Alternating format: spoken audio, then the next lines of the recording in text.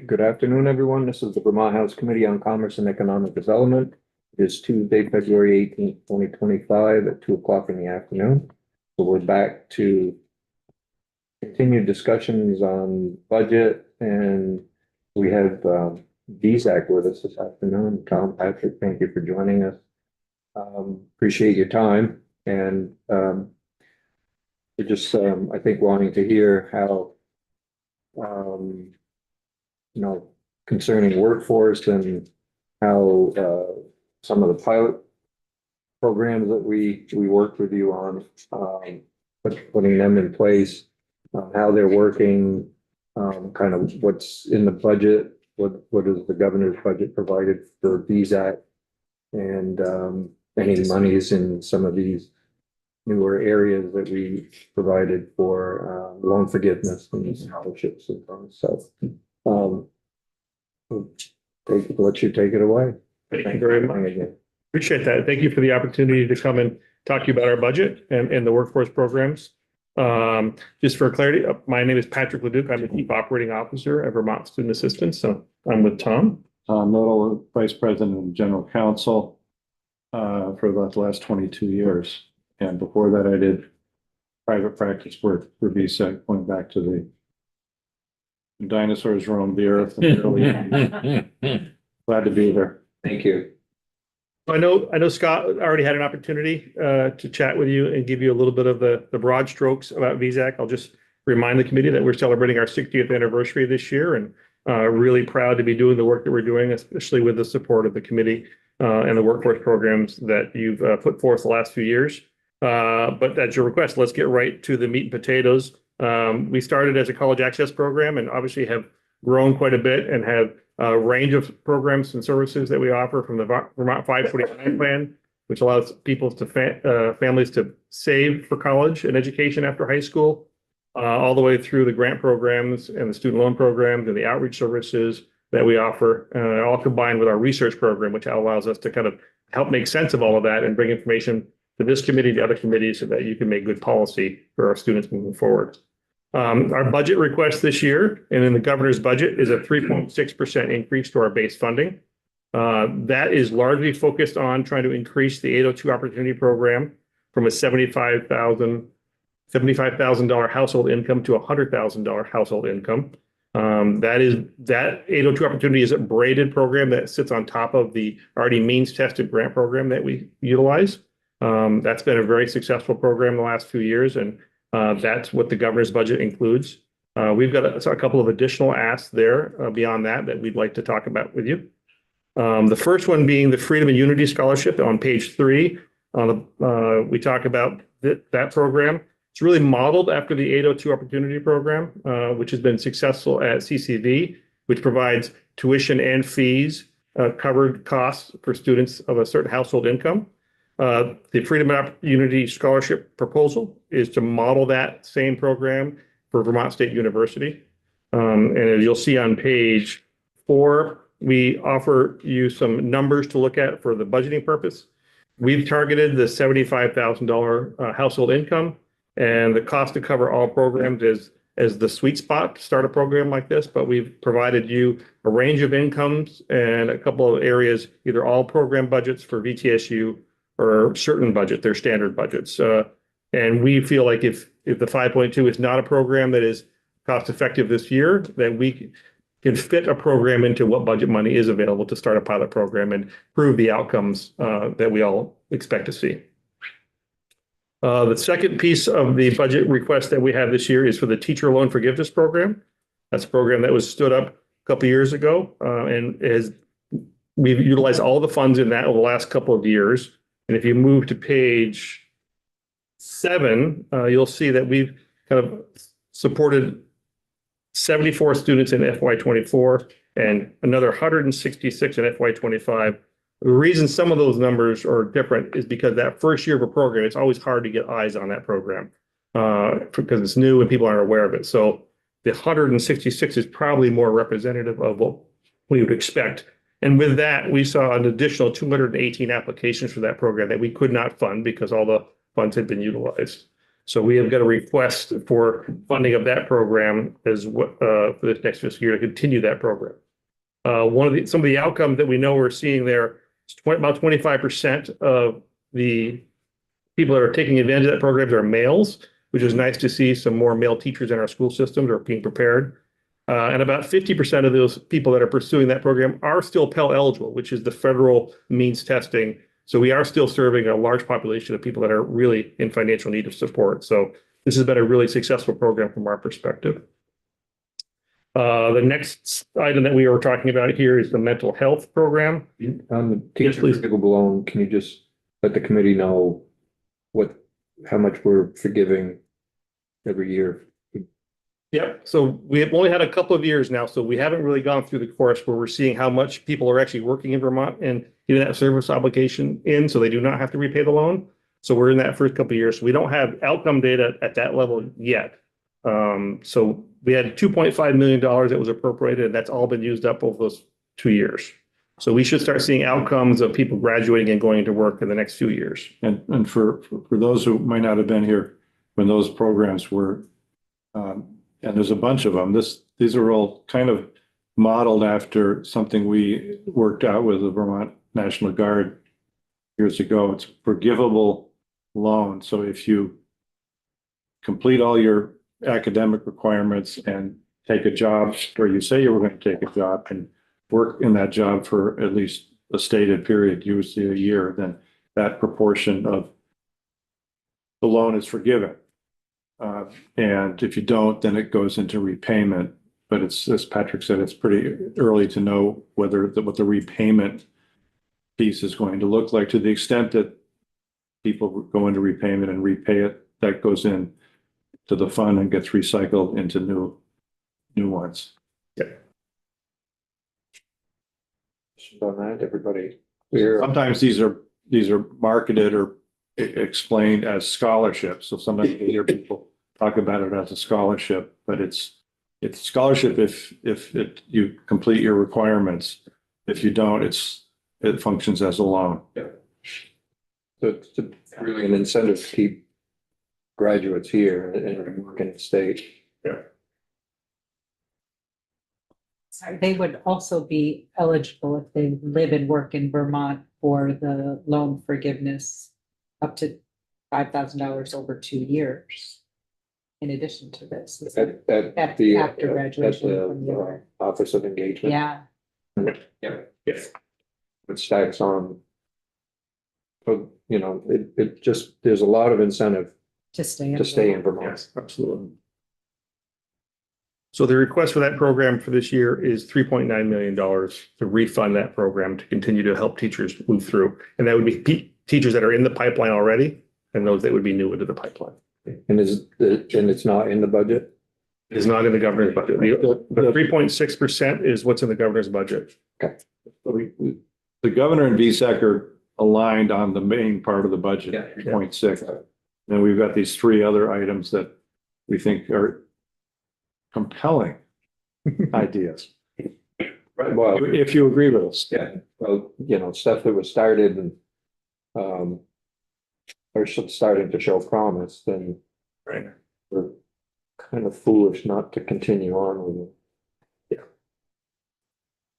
So another one of those programs that is starting to show promise is the Vermont Mental Health Professional Forgivable Loan Program. It works very similar to the other ones. 1 year of tuition and fees equals 1 year of service in Vermont.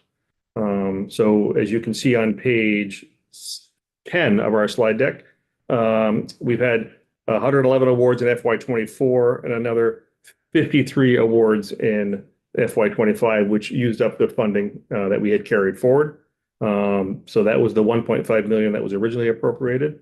Our request this year is for $1 million to keep that program moving forward. And again, we show you at the end of that, we had 365 applicants to that program that we could not fund. So while we're requesting 1 million, obviously we could fund many more students than that. Any questions on it? Is that also a newer program? Yes, the last couple of years. Okay, so Yeah, it's 2 still years. not have that kind of that data going forward. Correct. Okay, thank you. And you might want to check in with your designated agency for your area. Because I've heard from mine and it's really help them bring in some new help and helping to retain people. That's what it's designed for. Dave?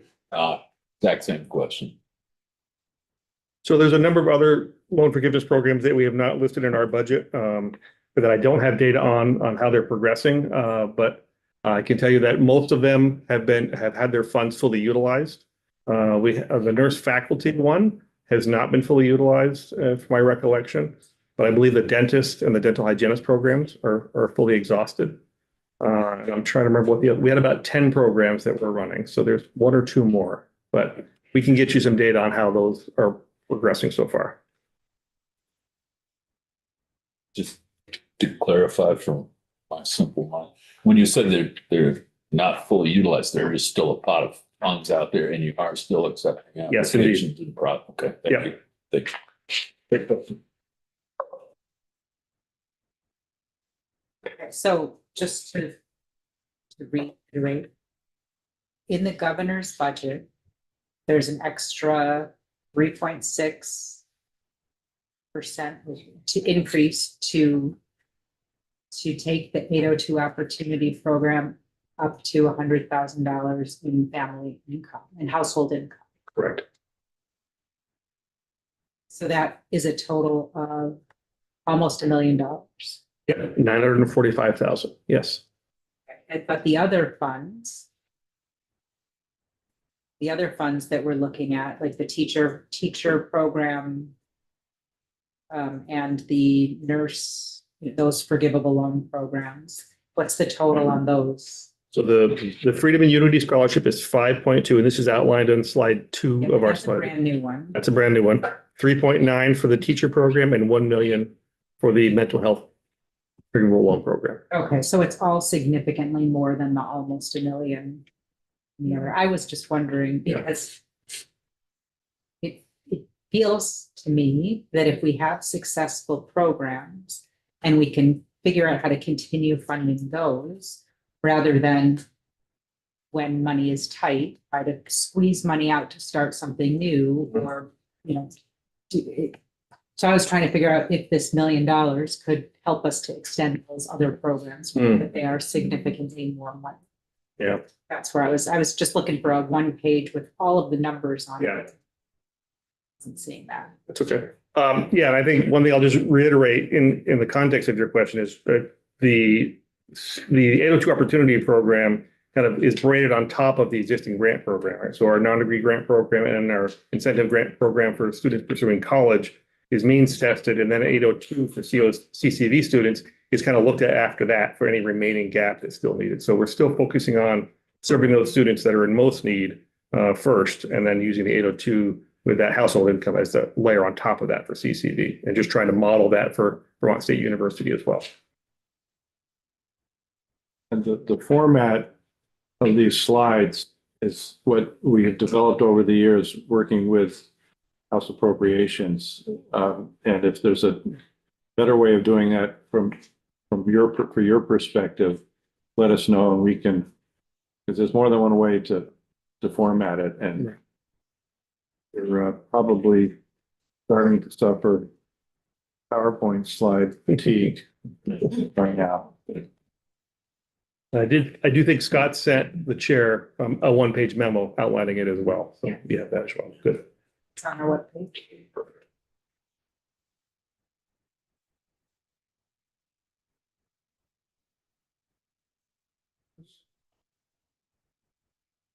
I have a question. I just appreciate all of the things that you do to help us build our workforce. And I think that I think we're doing great work together by creating the programs and making them happen. We've seen the uptake and we've seen the increase in workforce in the state. And I wish we could do more. I appreciate the comment. I would say that for the 40 counselors that we have that work through our 3 federal grants that are working with students and adults across the state, these tools are just tremendous assets to have when they're talking with the student, because every student's got a different situation and they have unique needs and they have different aspirations. And sometimes the traditional college path is not where they need to go, and giving them a really viable option, and whether it be the trades or some of these other workforce programs, is a huge benefit to them. So we appreciate the committee putting these forward.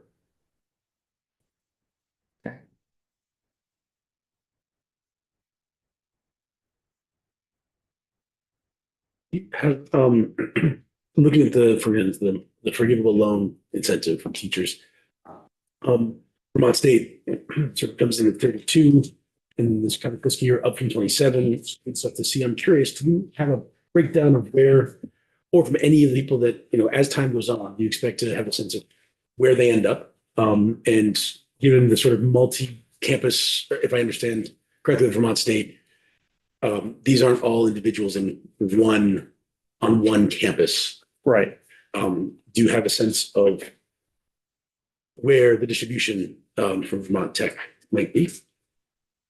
So we don't have that breakdown handy here. So underneath the VTSU, we could break down which campus they're on. That'd be absolutely something we can do to share with you. Yep. And we do expect, as these programs all mature and we have to verify employment, we'll have a good understanding about where they're being employed in the state as well. So we can kind of report that back to the committee as well. Well, thank you. Yeah. One big risk that take by not funding is losing a lot of people from any of the places like Vermont, from our mental health, our designated agencies, that we start losing them again if we just, we started this, we wanted to help, and then we just cut it off, and then we're going to wind up in the same position that we were, and we're just going backwards. So I know finding money is a hard thing to do, but when we are investing in our future and our state's future, I think that's how we have to take it. And I guess everybody has a place where they want money to go, but we start thinking about people that we need in these positions in the state, mental health, teachers, nurses, the trades. If we don't invest in that and help keep those people here, we're not going to go forward, that's for sure. And we can't afford not to go forward. So, With the forgivable loan program, is there 1 year service for 1 year forgivable loan? Is that, I guess, where does that come from? That ratio come from? It had the votes. I mean, it was something that Yeah. was the consensus when it first was raised. We started and continue that model with the Vermont National Guard program. And they have found it, and that's going back Quite a while. 20 years now. They have found that to be a good recruiting tool. And they've been over here a bit talking to the education committees about that, and I'm sure they'd be happy to come in and hear. That's really where it came from. One year. Easy to understand. Right.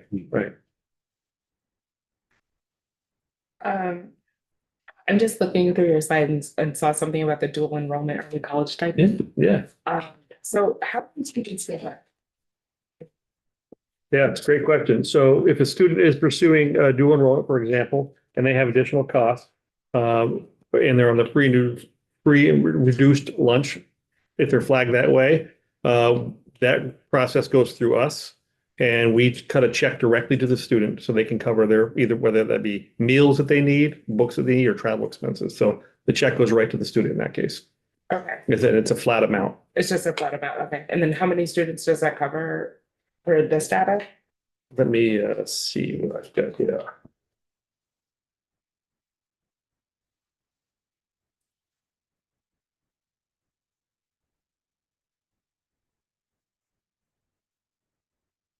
Let me come get you that answer. You Okay. don't have that number in there.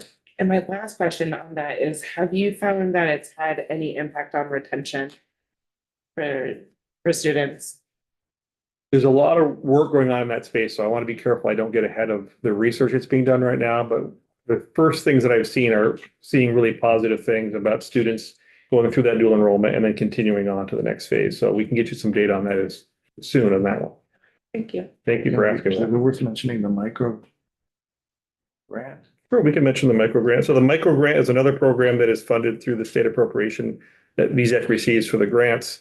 And those micro grants connected to that kind of helping people kind of retain and stay in school is really designed for a student that hits something like a flat tire and they can no longer get to their CCD classes, or their computer screen breaks on their laptop. Something small that for many of us may be something, well, that's a bummer. I got to go pay for a new tire and call AAA. But for some people, that stops them, right? They can't get that taken care of. They end up dropping out of class. So these small micro grants are really quick turnaround grants. Our counselors and financial aid counselors at the colleges submit applications to us. We reward them quickly, and we can send out as much as $400 to a student to help solve that immediate crisis and keep them in school. And that's been a very successful program as well. And that's low admin on the student's part? Very low admin on the student's part.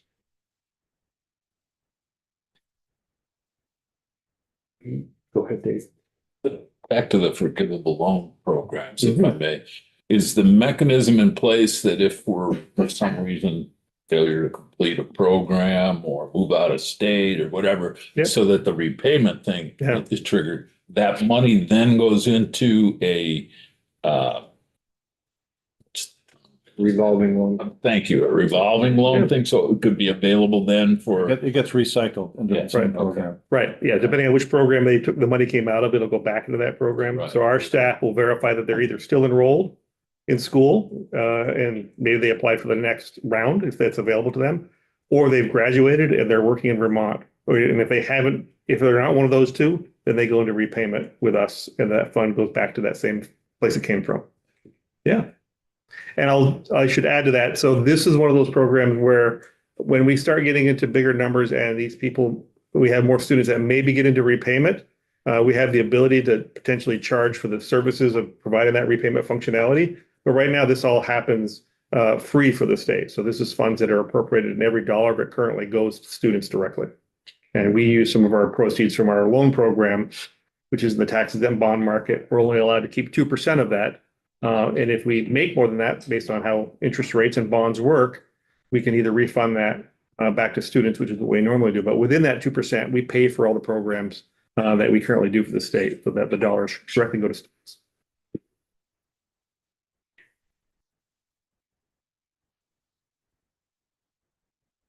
I'm interested in sort of the how these programs really help support, for example, Vermont State colleges or Vermont State University. And I'm wondering if you have, and I think I'd probably be testimony from them, but if you have data about how important it is for their budgets, and if that's a conversation you have with them about, kind of how our institutions help support each other. Yeah. Yeah, let us talk with our partners there and come back to you with something.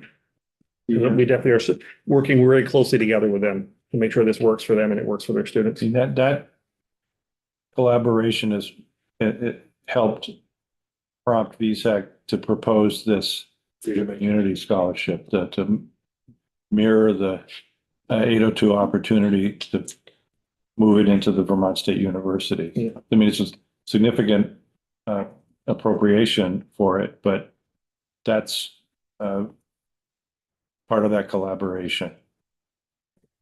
Because because essentially the appropriation goes back into the state, so to speak.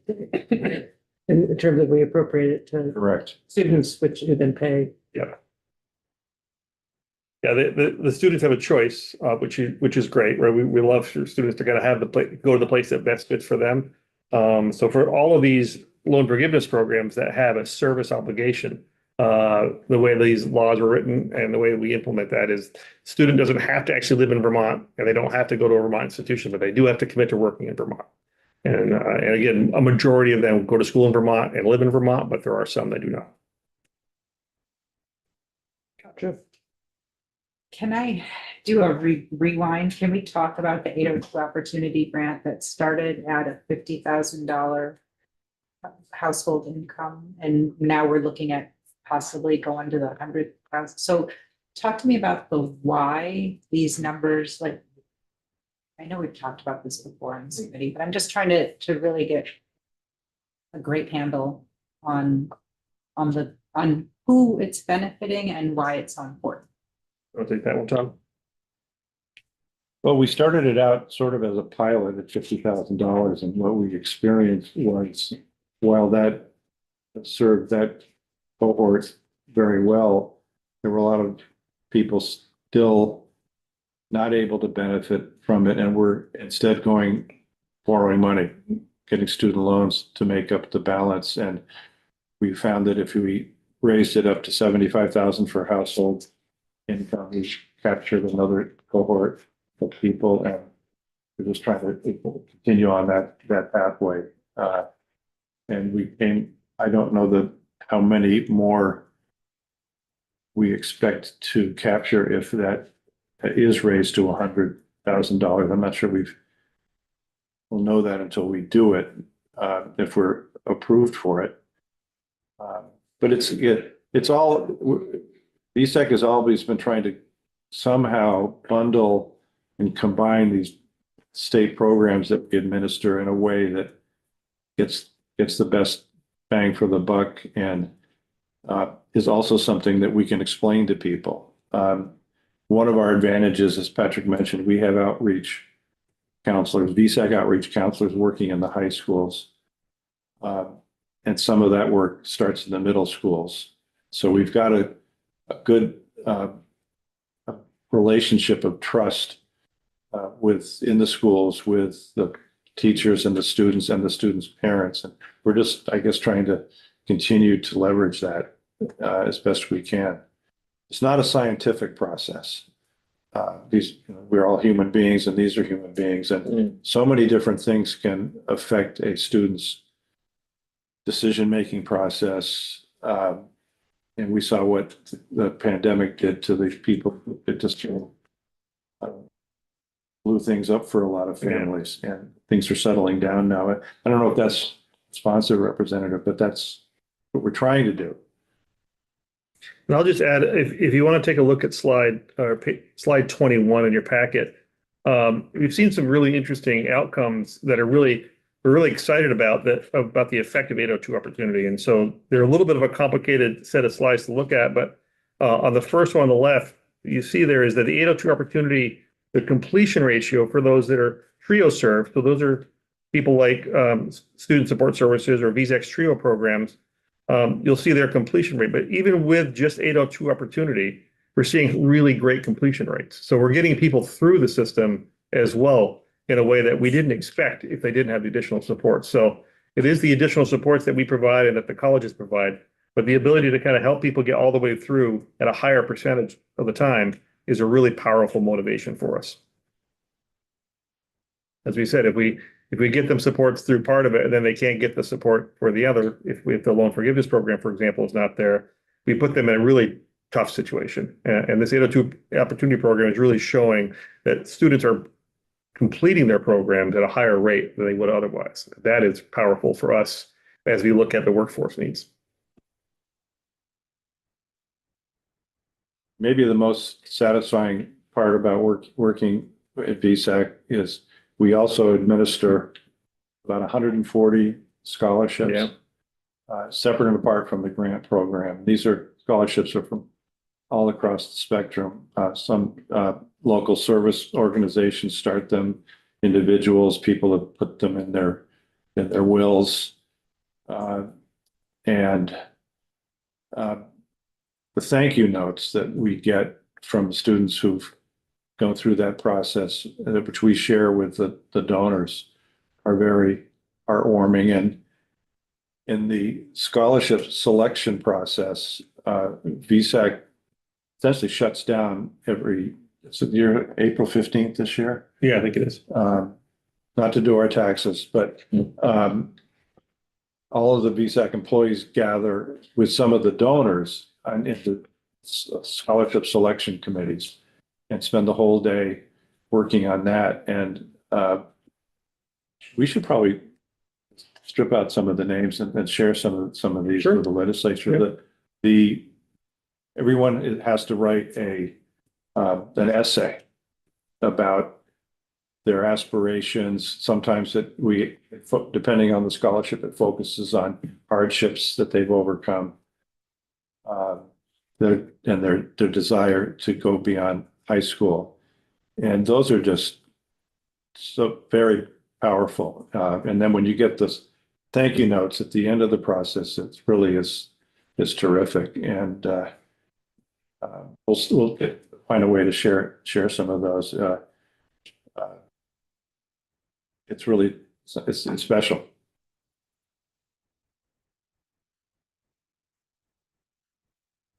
Anything else? We can, On the, so when the teacher givable loan program.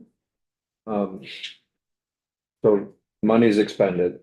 We get, I think, 240 students that are either still in school or have graduated. And so the ones that are still in school, that money is encumbered. And so when they graduate, if they fulfill their contract, their school's paid for. Correct. That's 240, possibly 240 new teachers that we'll have in Vermont that we probably wouldn't have had. I mean, some would, but Right. likelihood of having that many is. Agreed. And I did look quickly at this, and we are seeing applicants and awardees of the teacher forgiveness loan from every county across Vermont. So they're coming from all over the state.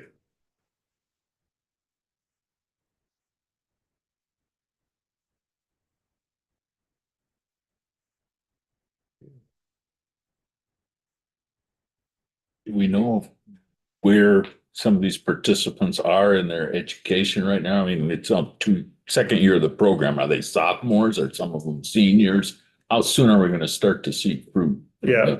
That's a great question. We should start seeing little numbers in the next year or two if this program continues. I think many of them are going to be right now in the sophomore junior phase.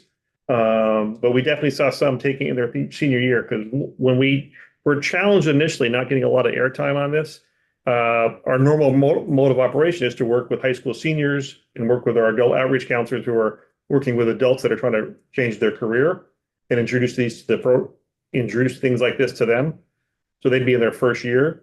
But because we didn't see a lot of uptick right away, we went actually to the education institutions, started talking to the professors teaching the classes saying, your students that are here now are eligible for this, right? They don't have to be freshmen. They can start right now. So we have a mix of this program more than any other probably that just started up. So we should see some outcomes soon. It's encouraging. Yeah.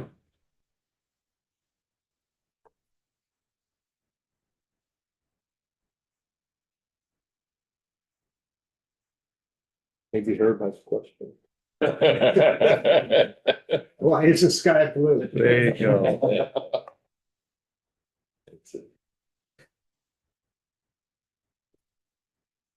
Yeah, they mentioned it. Yeah. Good questions?